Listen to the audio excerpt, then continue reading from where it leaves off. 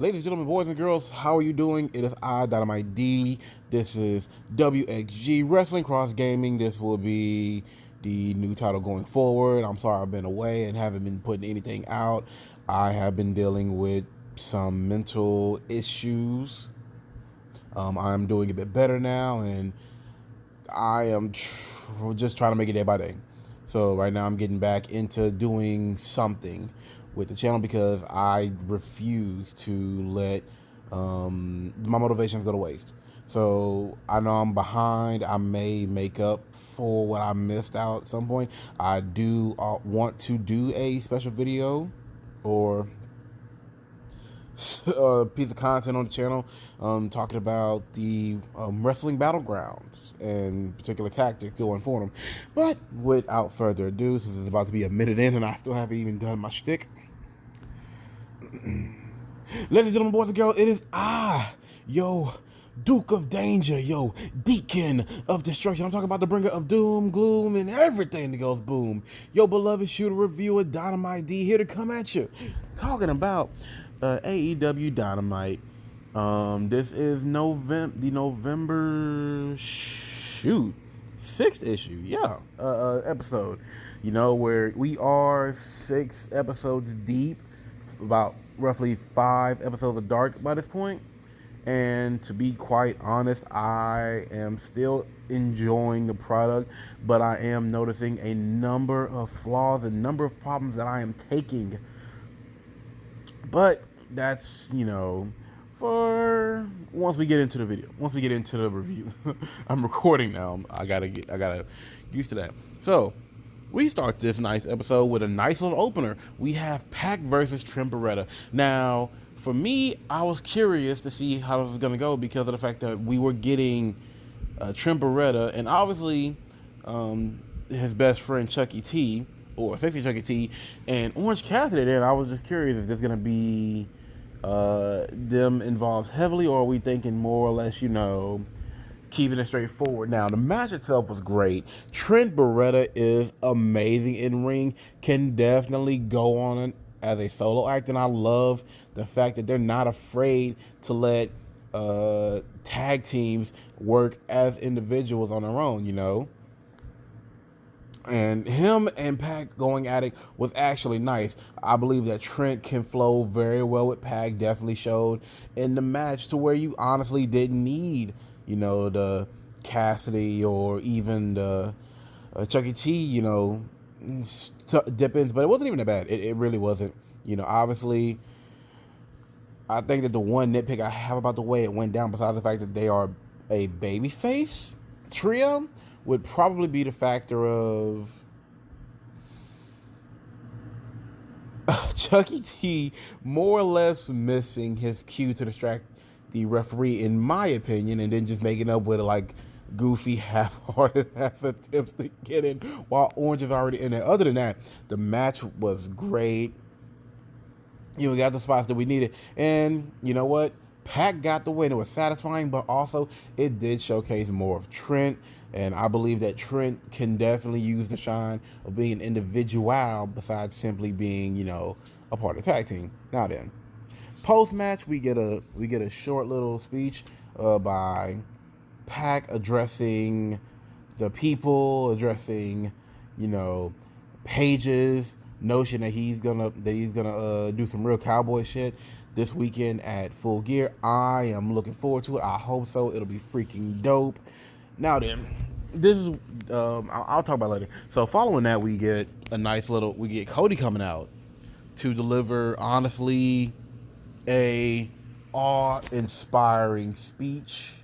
This promo was great. You felt the passion in his words. This is why I love Cody Rhodes. This is why Cody Rhodes is arguably my favorite wrestler in the business now. It's not a matter of how amazing he is in the ring, because he is damn good in the ring, definitely can sell. He is not the best, but he is good. And the passion behind his words carries so much weight. I almost every time he's done a promo, it's almost brought me to tears because I feel that passion. So he comes out, talking about how a lot of great men in this business, like Cowboy Bill Watts or Vern Gagne, or hell, even his daddy Dustin Rhodes, have had controversies in their careers due to being both management and talent, and yet they still have been major draws, have been legends and game changers, and Cody is proud to be one of those men. And then calling out Jericho, who likes to refer to him as a entitled millennial with a silver spoon up his mouth, while Cody was not afraid to call out Jericho's hypocrisy, because he is the son of a famous hockey player. So obviously he had a nice little silver spoon in his own mouth coming up, and called him a fucking dick on TV, which was freaking awesome. I loved it. It was great. It was cool. The promo got me right. The people were into it. It was perfect. Just perfect. Thank you, Cody. Much love. But following that, we go to Private Party versus the Dark Order. Now then, this was for the opportunity to be third in a tag team triple threat match at Full Gear. It's going to be SCU and the Lucha Bros, who came out on the respective English and Spanish commentary teams. Or, well, I think that SCU just said that they didn't really do much in terms of talking, but they came out. We had Private Party versus Dark Order, and honestly, I knew the match was going to be good. I did, because both teams are great in ring. I've been interested in the Dark Order since realizing who they were, and then honestly, it isn't hard for me to get on to their shtick, because it's just a dark version of the Super Smash Bros. Plus they have Goombas, so it wasn't hard to pick on. And in the ring, they are pretty freaking good, even if most people don't know who they are. So this match was freaking stellar. Private Party doing the damn thing over as Rover, and oh my god, I can watch them over and over again. Yes, Lord. It seemed like Dark Order started to get some real love from the crowd, which is a nice showing, because again, they are good, but it's like a lot of people don't know them. They were the indie hype, for a time, which was freaking great, and I'm glad to see them actually get a chance on TV. But unfortunately, they could not pull out the dub because Private Party took it. But again, I believe it is the right choice. Private Party definitely can use the love. I don't expect any real L's to happen as far as the tag titles go, but I know it's going to be a banger of a match. It's just going to be off the walls, maybe even spot heavy, but hey, it's still going to be great. Okay, so following that match, we had a hype package video for Jericho. Now, what's interesting there were interesting things about this freaking hype package. One, at first it seems like Jericho was pondering his place in the business, in this company.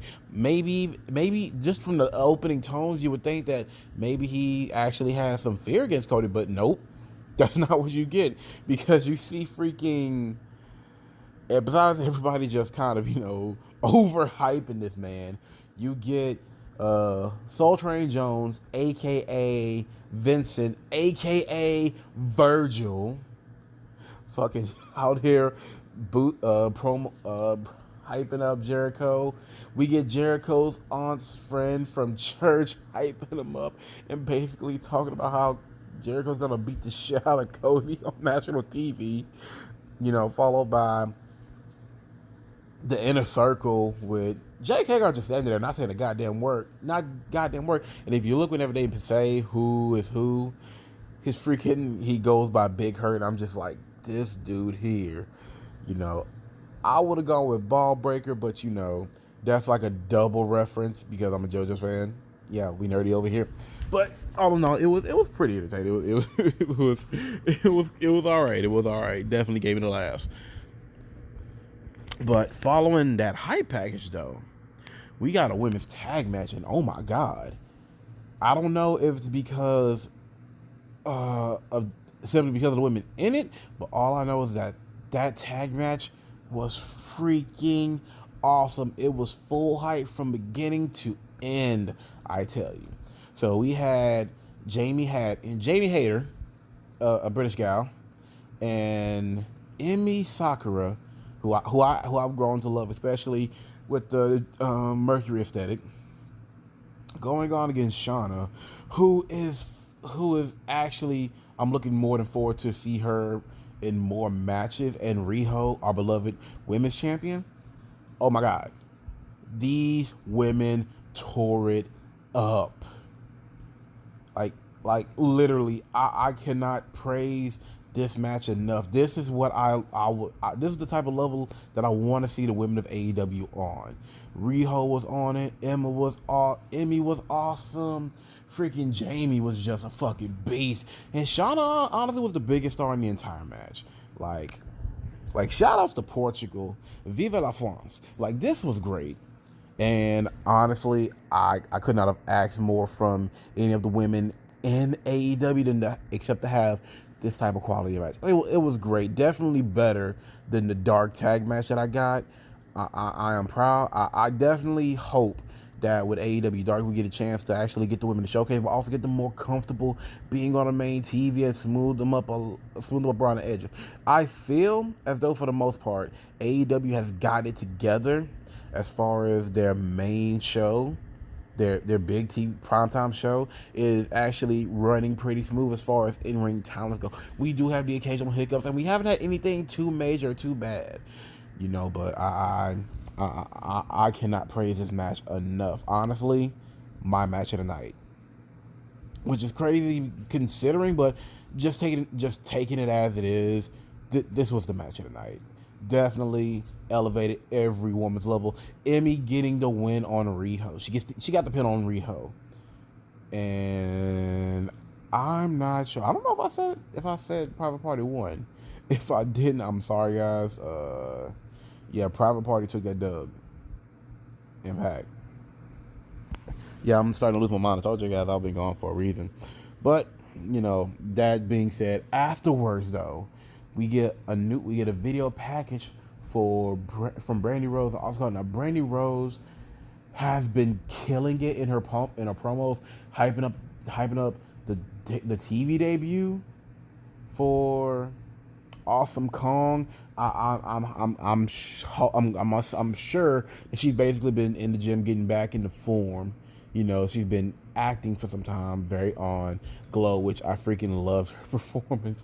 She's the freaking welfare queen. But still though, Awesome Kong coming back to wrestling. Oh my God, I've been waiting for this for so long because I missed out. And over the years of just seeing her matches, she is phenomenal. She is an unapologetic big gal that don't give a fuck. Basically everything that I like about Nia Jax.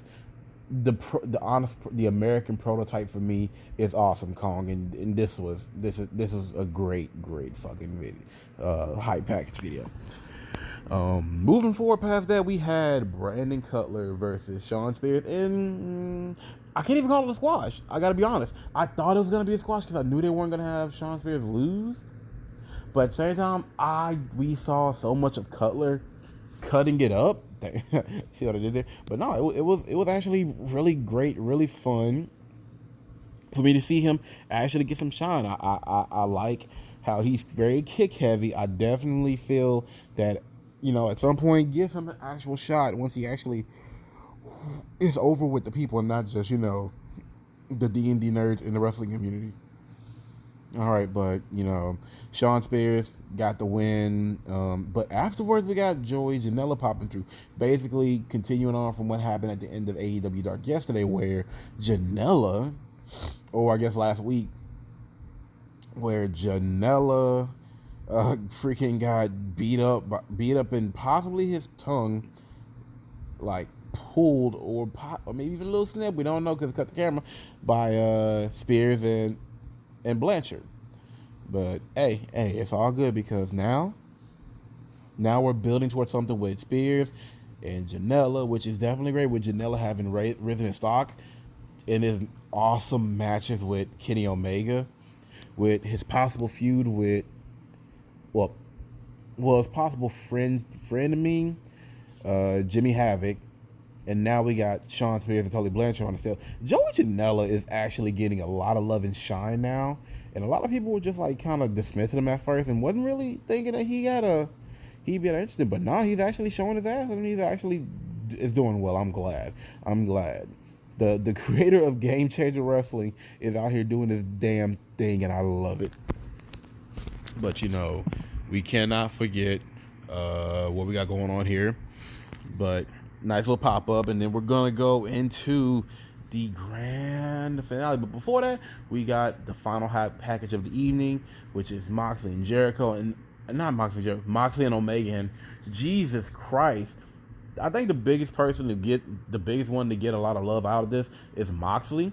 And definitely with them going back to a lot of his old videos, like his old CZW and his OG promotional tapes, him just bloody, battered and bruised, and then going back to the promo that he cut last week. And this is why, dude, AEW, the wrestlers must be so comfortable to just be themselves in these promos that it's amazing. There is no way anybody else has promos that get you so pulled in and feeling the action going on both in and out of the ring more than what AEW does. WWE damn sure doesn't. New Japan probably would too, but I'm an American, so I only speak English, so it's kind of different, even though I know that the New Japan crowd, when it comes to, or with the New Japan faithful, when they deliver promos, ooh, I'm tired. Forgive me. When they deliver their promos, the passion is felt there, but as an English-speaking person, in the English-speaking world of professional wrestling, I feel AEW does the best. Their guys are more in tune with it. It's just freaking awesome. But moving outside of it, we gotta go into the main event, which is the Elite versus the Inner Circle. Omega and Paige versus Sammy and Jericho. Now then, going back to Cody's early promo, he mentioned how it was going to be the Elite going up against the Inner Circle. So at some point in time, we're going to build to that, and that's going to be dope as fuck to see. But leaving it alone for now, the match goes about as well as you expect. Kenny Omega is battering this Sammy Guevara gets so fucking abused. It is ridiculous. I am so sad at first to watch him get his ass whooped.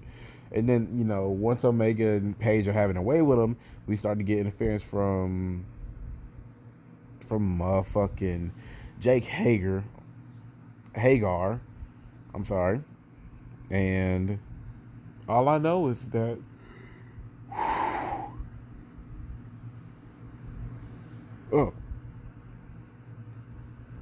that I wasn't expecting this to be anything really clean. I wasn't expecting, it to be a just victory for the Inner Circle, but I did suspect that the Inner Circle was going to win. Seeing as Cody was not in the match or even around for the match, I can only go with the Inner Circle is going to get this win. Sammy's going to get his run back from Paige, even in the tag setting with Omega. So Omega's tag record is not the best. Well, no, I think that him and Paige is one of them. And also, could this mean that we could have a Paige Omega tag team? Because they actually flow pretty well together. I fucks with it, but it didn't last long. Again, Hagar got into the mix. Was it Paige or was it Kenny that ate the pin? Yeah, Paige ate the pin. 1, 2, 3. Jericho with the Judas effect, taking him out. But then afterwards, we got the ceremonial jumping. So freaking the Inner Circle starts jumping on Paige.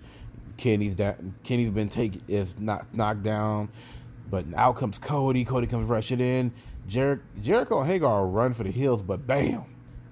Fucking Sammy Guevara gets bitch slapped like a bitch. Then going up the ramp, and I'm thinking, okay, so that's how they're gonna end it. Sammy's obviously the young boy taking these L's, but let them get out. Nope, because motherfucking MJF strolls his happy ass down, puts a chair to the back of Hagar.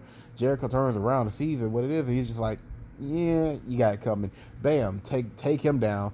So now we're having these little skirmishes come out, but that's not long lasting. But then from the crowd, we get Moxley being escorted by security with his barbed wire back. I will be heavily disappointed if I don't see the bat or the broom utilized this weekend. God damn it, y'all been hyping these weapons up for too damn long now. And he cuts the beeline straight to Kenny. He doesn't care about the Elite. He doesn't care about the Inner Circle. All he wants is Kenny. He just wants Kenny. You know, and then Kenny's over here like, oh, we're doing this? We're doing this really right now? Yeah. As Cody in the ring gets taken out, I see Kenny roll out. I'm just like, okay, I guess Kenny's going to help Cody. You know, nope, we're cut to the ramp where it's Cody and MJF fighting Hagar and Jericho before cutting back to Kenny and Moxley taking off. Kenny now with the broom, so the cleaner is out here to do his thing. But out comes Pride and Power. Or is it Power and Pride? Out comes PNP, and they basically take out Kenny, which also takes out Moxley. So they're slumped over. They're over in the ring. Next thing you know, we got the fucking Bucks coming out. It's just all chaos. It definitely feels like it ended on a note of these guys really fucking hate each other and they are not going to stop until everything's dealt with and handled in the ring. Also, Cody has basically decreed that if he loses this Saturday, he will no longer challenge for the AEW Championship, which is interesting because I don't see it as being something long term, but I don't want him to win the belt this early at least. I feel like Jericho needs a solid ass run to start building the title up so we get, those high quality title matches. I don't want people to look back at the AEW Championship and think that its first champion was just a simple, what's the word I'm looking for? Power move, so Jericho can have one more big title on his waist to, brag about. But either way it goes, the show was this was a great fucking show. Honestly, better than last week's in my earnest opinion. So much intrigue, and it should be because it's the final episode before Full Gear starts. So a pay-per-view that I have no idea what to expect has me excited, and now I'm just like, okay, what exactly is gonna happen? Who could win these matches? And also because we have an idea for like some of the matches.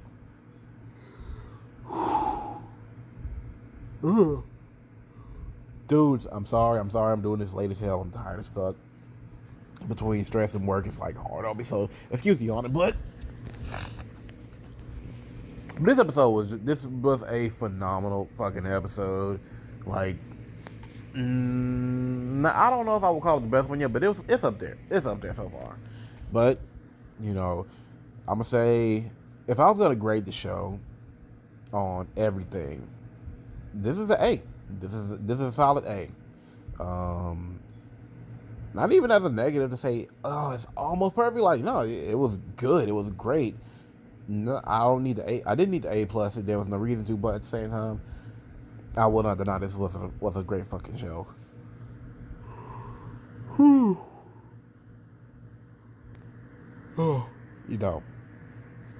Yes, I'm still having a problem with the way they do with the way their cameras are in terms of when they do run a commercial and do picture in picture as opposed to it seeming to make sense in certain match moments. It seems like it kind of gets squandered, especially whenever we had the walkthrough with Cody coming to the ring. And it's like, if you watch it on like BR Live, I think that you'll see everything, no commercials, no nada. Or with the Fight app, I'm not sure if they do it on the Fight app, but still, as far as America goes, having it that way is just so hard to see what goes on. It's just so hard to watch because it just makes it like, it makes it difficult for me to stay interested in the production if I feel like they're not cutting and editing right. And it's 6 weeks deep. We should not be having these types of problems. But hey, they still have, I guess, enough time, but I need them to do better. This is just me. I'm starting to ramble. It's late. Look, the show was great. I'm excited for Full Gear. I am trying to get back into the spirit of doing things. I'm also gonna start be just doing like my trash casual gaming. So that's basically me playing games as a fucking casual player. I'm not extreme, not hardcore. I fucking suck a lot of the time. So just if you just come through, shoot the shit with me. I'm gonna stream it because I don't feel like trying to record and edit shit again. Try to with the limited resources I have to edit videos now. Doesn't work, so I'm not gonna do it for a long time, or until I'm at least motivated to do the shit properly. But point is, dude, thank you for listening. I know I'm like running and rambling, but hey, I appreciate you coming through. Please like, subscribe, talk. I'm trying to get to 20, so I can go ahead and start working on goals. I'm trying to see if I can get something going on with my Twitter as well. So follow me at Wrestling X Gaming at Twitter and Instagram. I will put links into the videos into the description. Yo, much love. Wrestle life forever. I'll talk to y'all.